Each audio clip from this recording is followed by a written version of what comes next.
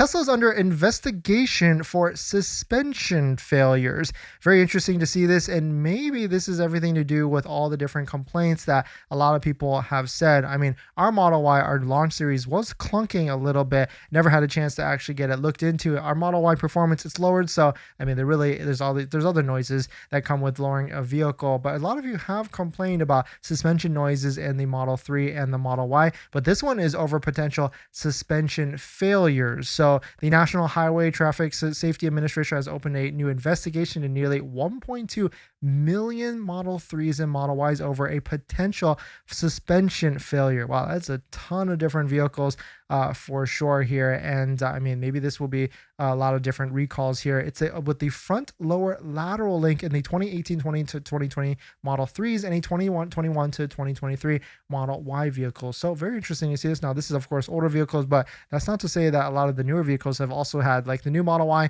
has a known case, a known Tesla service bulletin of clunking from the front left.